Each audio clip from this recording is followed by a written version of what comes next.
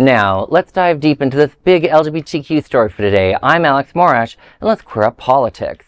Karine Jean-Pierre quits Democrats, urges LGBTQ voters to think beyond party lines.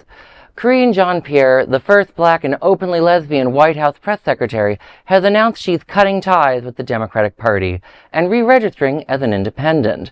The revelation comes ahead of her October book release, Independent, a look inside a broken White House outside the party lines. The book's description offers a glimpse into her reasoning.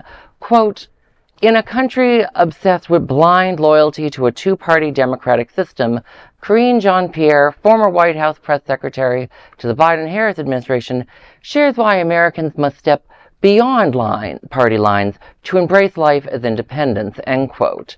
The decision follows the 3 weeks that led to Biden's abandoning of his bid for a second term and her perceived betrayal by the Democratic Party that led to his decision.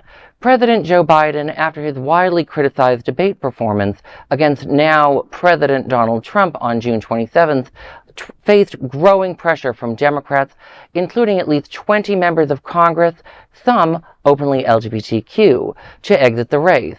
He eventually dropped out on July 25th, endorsing Vice President Kamala Harris. Jean-Pierre, once a staunch voice for the Biden-Harris administration, now questions the party's moral compass. In a candid Instagram video, she stated, quote, "In an era of misinformation, disinformation, the aggressiveness of social policy, we need to think outside of our boxes and not be so partisan," end quote. Her message could resonate with queer Americans. A 2024 poll found that 30% of queer voters already identify as independent. The same survey showed strong support among independents for LGBTQ rights and protections. Jean-Pierre now says she's committed to working side by side with anyone, as long as that person reflects the community she belongs to and vulnerable communities that she respects. And which makes us ask, what does this mean for the queer community? And I have more than a few thoughts on this because people were sending me her announcement, and many people know I've had a few criticisms of the Democratic Party. I want to say first off to Jean-Pierre, I'm sorry you didn't get that position on The View. That does not mean that this is how you get through that situation. And also, I love someone who tells me how I'm so independent because I'm upset that the Democrats weren't blindly loyal enough to Joe Biden when he was already at a 400-point electoral loss and was looking like he would lose both New York and New Jersey. I'm so sorry that happened to you, Gene. Like, my goodness. This is exactly the problem. And then seeing the Democratic Party former White House staffers criticizing her have been just as insane, saying things like, we should be thanking him for exiting when he did, because that way we did not have an electoral wipeout. I'm like, maybe if you didn't run in the first place for re-election, Joe, we'd be talking about how wonderful President Harris is. Maybe if you did that, Joe. But that's just my opinion. But his bygones be bygones aside, what is she expecting us to do? Well, first of all, LGBTQ voters are one of the ones that actually voted more Democratic in 2024 compared to 2020.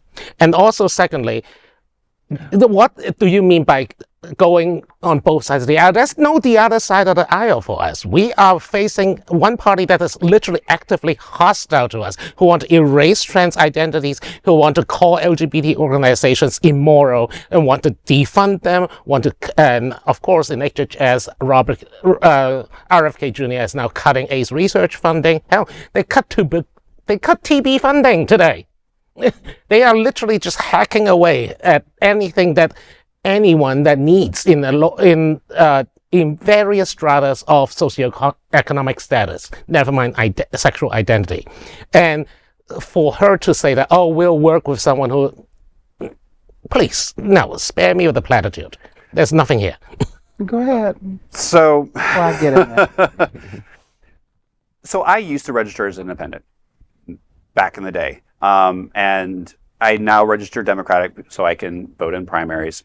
But that being said, I do have to say that when she says that people are blindly following a Democratic ticket, I think there's something to be said about that. I think that the general public has forgotten how to think for themselves in the masses. Mm-hmm. And so therefore they do just try to check down all the boxes. Yes, as LGBTQ community, we are under the radar and in the firing range of a very hostile government right now, and hostile political leaders on the Republican side in general. But it does beg the question, and I do wish that people would sometimes openly start to think about even the Democratic people that they're voting for. Really start doing the research and really listen to what people are saying, because not all Democratic nominations or nominees are good as well. So there is some truth to be said about, hey, stop blindly following a political line just because you're either Democratic or Republican. I just want to additionally point out, sorry for holding up everyone's time, but the whole thing about independents, over majority of independents support LGBTQ rights, but the poll, I don't know if the poll actually asks what their priority on LGBTQ rights is. Sure. You know, they might just throw us down the river for the sake of cheaper eggs, which is exactly what happened in 2024. Absolutely. You know, no, don't mind my gay neighbors. There is something to what Rex was saying about that. The only thing I want to add to that, though, is like someone who was literally the voice of one of the two major parties' presidents to magically be independent and that same day be like, oh, now I have a whole new independent perspective. I'm like, do you have an independent perspective, madam? You've been part of one party apparatus for a long time. I mean, that's just me. I totally agree, and I know that if Your Honor is waiting to say something, but I mean, we're also talking about a president that also backed Democrats and then backed Republicans and then backed Democrats, and he backed whoever his business would favor from. So I mean, we're dealing with someone who is flip-flop more than a fish out of water on everything. So my only point is that I think people in general, the general public, needs to start thinking before they're reacting and do the research. And I find that a lot of people that I've talked to, they just go, you know what, I'm voting down Democrat. And I'm like, well, there's two Democratic people there on that ballot. Do you know which one is better? Do you know which one is going to be beneficial for you, not just go down the ticket? And that's, you know, kind of my point in that perspective. So I'm going to say, I don't know if she's telling us to do anything. I think that she did what she felt was best for her and her family. And I think that when she was talking about crossing the lines, if you think about Biden before he was president, before he was vice president, was in the Senate, he was known for dealing with Republicans and Democrats, being able to cross lines to get the job done. I mean, I know that that's like not heard of anymore because everyone is so partisan. So her making that comment to me is like, hey, I'm an independent, but listen, if you're supporting the LGBTQ community and other minorities, I'm here. If you're Republican or if you're Democrat, then I'll work with you. That's what I got from that. But when you think about all of our various intersectionalities, when you're talking about voting and towing the line, you know, like I said, I used to be vice president of the Dolphin Democrats, and we would have candidates that would come in and give us their spiel, and we would vote on them, and then we would have a whole endorsement thing to whereas this is who you're supposed to vote for, and we give everyone that little doorknob or that palm card for everyone to vote for those people.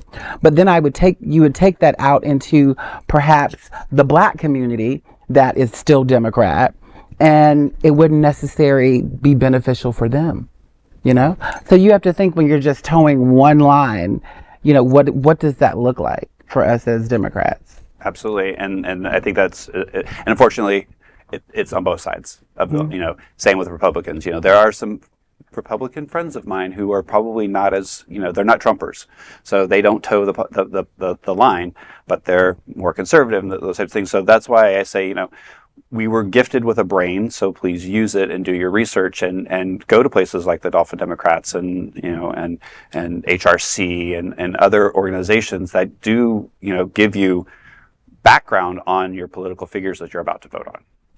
So that is our big LGBTQ story for today. There is no other queer nonprofit media platform like this in the entire world. Support our LGBTQ stories by subscribing and sharing Queer News Tonight.